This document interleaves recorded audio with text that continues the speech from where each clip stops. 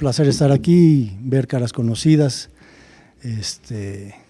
la doctora Luisa Musot, el doctor Manuel Cantochac, Tania, Laura, Miguel, todos han sido compañeros nuestros en este camino de tanto la academia como la función pública, ¿no? Yo quisiera dividir mi participación en dos momentos. En un primer momento quisiera teorizar un poquito sobre cuáles son los elementos que tiene que reunir un país para poder tener un desarrollo socioeconómico, un desarrollo económico, y después la política que estamos instrumentando desde la Secretaría de Bienestar, pero también desde el gobierno federal, porque como dice el Plan Nacional de Desarrollo, el objetivo primero y último es precisamente tener un país con una población que goce de mejores niveles de vida y de bienestar, ¿no? Entonces, lo primero es, para que un país pueda tener crecimiento, pues tiene que haber inversión, ¿verdad? Inversión en infraestructura, en caminos, en puertos, en aeropuertos. Eso es el curso de Economía 1, ¿no? Que tiene que… Y cuando yo en el CCH me daban las clases de teoría económica y de marxismo, veíamos cómo está la plusvalía absoluta y la relativa, y los salarios y la explotación, y entonces tiene que ver también con las remuneraciones al trabajo, ¿verdad? Y tiene que ver con todo un sistema de reactivación, por ejemplo, del mercado interno, que puede ser por muchas vías, ¿no? Entonces, digamos que es multifactorial los elementos que tienen que ver con el crecimiento económico y con el desarrollo económico, y como ustedes bien lo decían, hemos pasado una larga noche neoliberal, ¿no?, de más de 36 años, donde cuando vemos, por ejemplo, los libros de Carlos Tello y vemos el análisis que él hace del PIB per cápita, vemos que hasta el 82 el PIB per cápita iba en franco ascenso, y a partir del 82 hay una caída y un estancamiento y nunca más se volvió a recuperar. Eso por poner solamente un ejemplo, ¿no?, del PIB per cápita. Si lo vemos en términos de salario y de poder adquisitivo, a partir de esa fecha, pues es un tobogán, ¿no?, la gráfica que pudiéramos dibujar del poder adquisitivo. Por ejemplo, cuando Carlos Tello fijó las pensiones en 10 salarios mínimos, que ahorita 10 salarios mínimos para los profesores que se jubilan sería equivalente como a 30,000 pesos, eso en los 70s eran pues más de 100,000 pesos, ¿no?, si lo viésemos retrospectivamente. Entonces la caída del salario mínimo o de los salarios ha sido brutal, ¿no? Bueno, entonces son múltiples elementos que tienen que ver con lo que nosotros como una sociedad nos planteamos en términos de qué es lo que queremos, hacia dónde vamos y qué paradigma o qué modelo como un pacto social decidimos seguir. Quizás impuesto, ¿no?, pero ese es el que los últimos 36 años podríamos decir nos impusieron, escogimos, lo vivimos, lo sufrimos, como queramos calificarlo, pero ese es el que hemos tenido, y justo con la elección del año pasado se da un cambio de rumbo, y donde la gente hace una votación para tratar de cambiar esta situación, ¿no?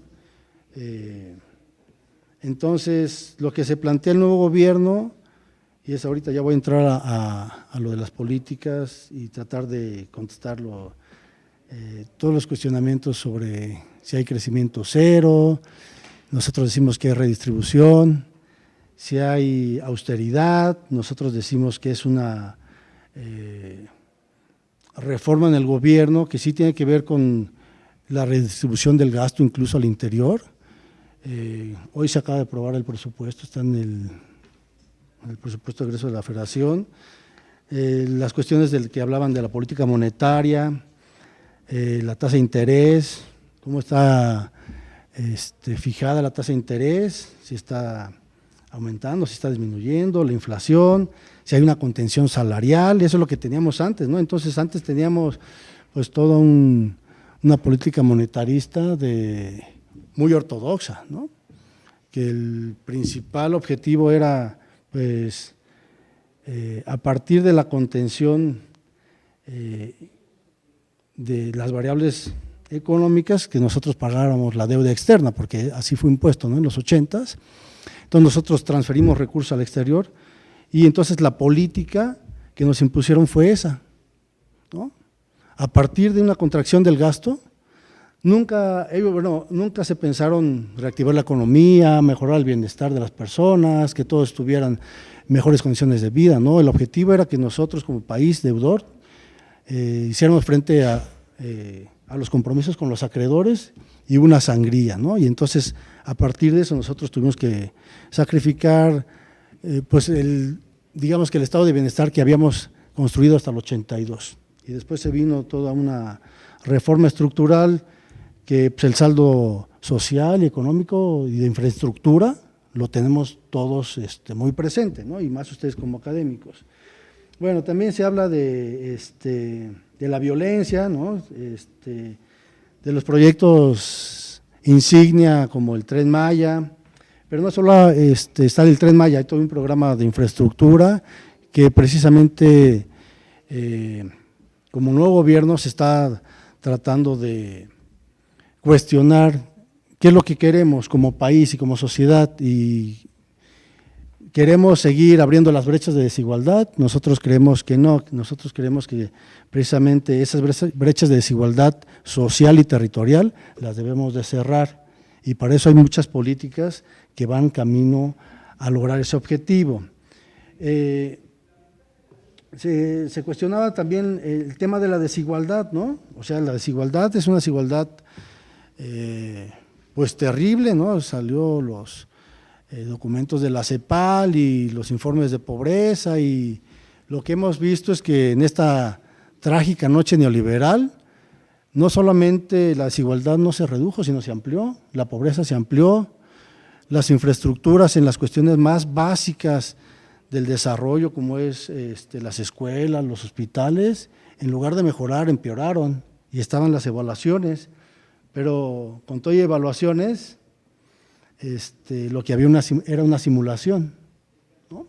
Entonces nosotros no queremos seguir con esa simulación, queremos hacer las cosas de otra manera, porque, bueno, yo en carne propia he vivido, digamos que desde la crisis del 82, y desde que yo nací, pues crisis, ¿no? Crisis tras crisis, y bueno, para nosotros creemos que es una nueva oportunidad, que no es fácil, no es sencilla, es un proceso que como economistas podríamos señalar, bueno, es que el TEME, que ese es otro punto que tocó el doctor Saúl Escobar, ¿qué hacer? Nosotros dependemos en 80% de lo que exportamos con Estados Unidos. 8 de cada 10 cosas que vendemos, se las vendemos a ellos. O sea, si fuera por voluntad, pues yo quisiera decir, bueno, pues ya no se los va a vender a ellos y se los va a vender a otras personas, ¿no? Pero no es cuestión de voluntad, o no solamente es cuestión de voluntad, ¿no? Me dicen que me quedan 3 minutos, entonces, bueno, voy a pasar ahora a cómo vemos, grosso modo, ya después si quieren entramos a particularidades, cómo vemos desde el gobierno federal toda la política de bienestar, y no solamente la bienestar, sino en general la política, ¿no?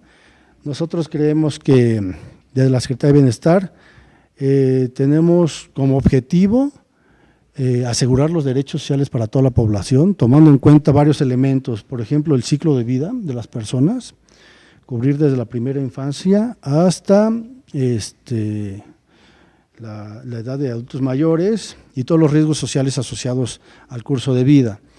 También hay programas que tienen que ver con, en este curso de vida, por ejemplo, políticas que son para todos, como es el caso de lo que comentaba la doctora Luisa, que es que tengan todas las personas derecho a la salud, no como se hacía antes, sino que se hacía de manera simulada, sino de manera real, y por eso ha habido una sacudida, por ejemplo, en el tema de la compra de medicinas, por decir un solo ejemplo, ¿no? Que no, a veces dicen, es que la oposición está muy débil. La oposición formal quizás sí, en los partidos políticos, pero la oposición real son quien detenta el poder real. Y nosotros vivimos en una economía real. La Realpolitik señala que los que detentan el poder son los grandes empresarios, los medios de comunicación, y eso también lo vemos en la universidad, en la escuela, ¿no? Entonces, no es en sí la oposición como partidos políticos, porque podríamos decir, bueno, está muy debilitada, sí, pero la oposición real son los dueños del capital, en una sociedad capitalista como la que nosotros tenemos, ¿no? Bueno, entonces queremos tener para todos acceso a la salud y a la seguridad social, para que todos tengan educación, para que todos tengan una alimentación. ¿Y cómo lo vamos a lograr? A través de Segalmex, de los precios de garantía, la producción para el bienestar, las tandas para el bienestar, el crédito ganadero a la palabra, el programa Sembrando Vida, y después si quieren voy haciendo alusiones particulares a cada uno de los programas, por si se tienen dudas, pero también se hablaba de que no va a alcanzar el gasto. Yo estudié con Carlos Tello y yo soy, digamos que, defensor de que sí necesitamos, si queremos gastar más, necesitamos una reforma fiscal y necesitamos más ingresos, eso sí, ¿no?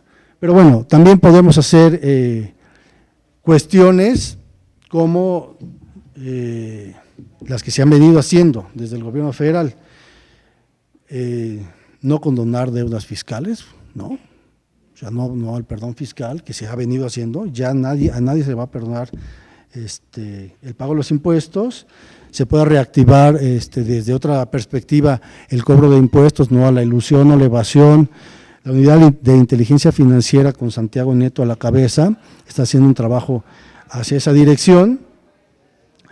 El salario mínimo se aumentó muy por arriba de la inflación, ¿no? Entonces, ahí hay una acción de política pública muy importante, ya concluyo con esto, que no se venía haciendo, también es cuestión de voluntad política, las políticas que se hagan, ¿no? Entonces, está el salario mínimo, está la creación de 230,000 empleos que ninguna empresa puede crear por cuenta propia, que se crean con Sembrando Vida, más de 700,000 jóvenes construyendo el futuro, que aportan a sus comunidades, que están reactivando, y en términos keynesianos podríamos decir que es el multiplicador del gasto en las comunidades, y si quieren después doy ejemplos concretos de ello, y de todos los programas de infraestructura.